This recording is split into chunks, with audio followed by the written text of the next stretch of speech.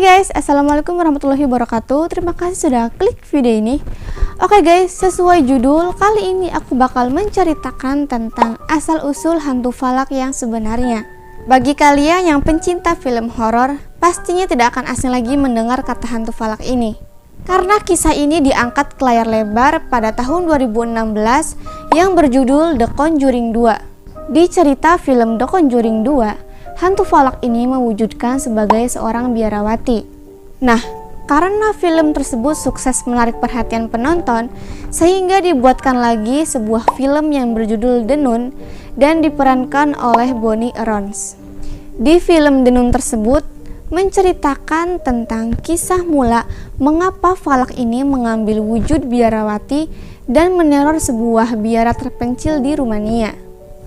Namun, wujud falak sendiri aslinya tidak seperti yang ada di film tersebut. Kalian penasaran? Stay tune terus ya.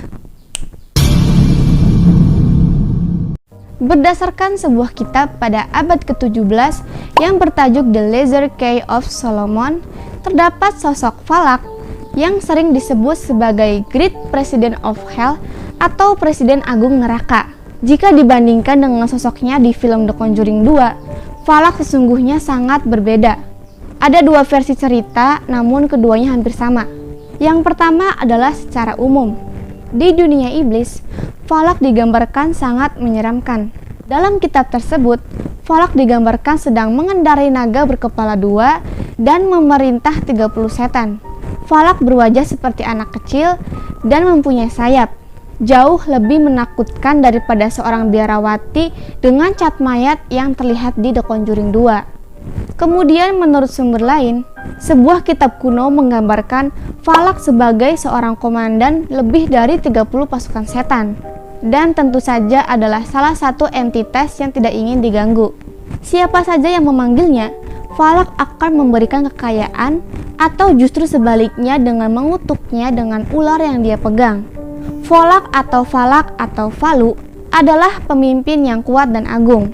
Dia tampil seperti anak dengan sayap malaikat, menunggang seekor naga berkepala dua.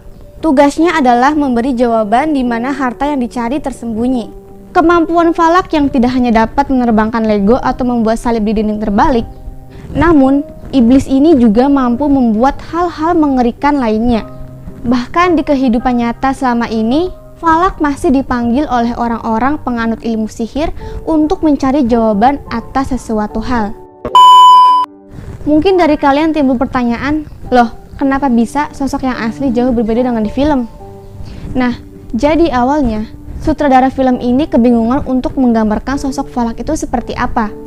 Dan sosok falak ini diambil dari kisah nyata oleh sepasang suami istri yang mengklaim bahwa mereka sering berhadapan dengan kejadian-kejadian aneh sekitar tahun 1960-an hingga 1980-an.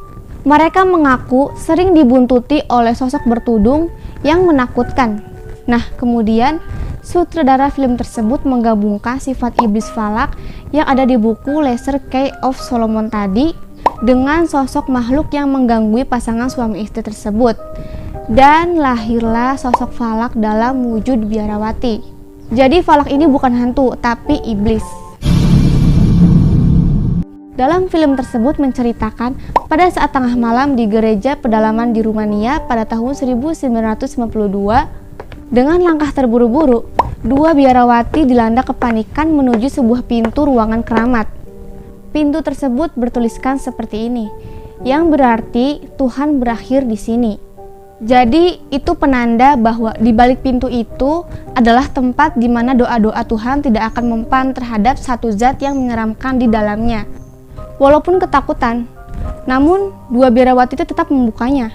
Dan pada saat baru dibuka, salah satu dari biarawati itu langsung ditarik oleh sesuatu.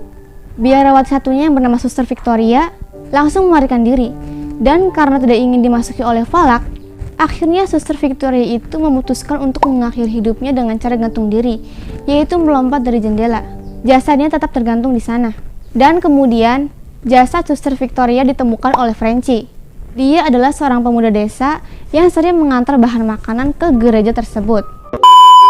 Berita kematian biarawati tersebut sampai terdengar ke gereja Vatikan.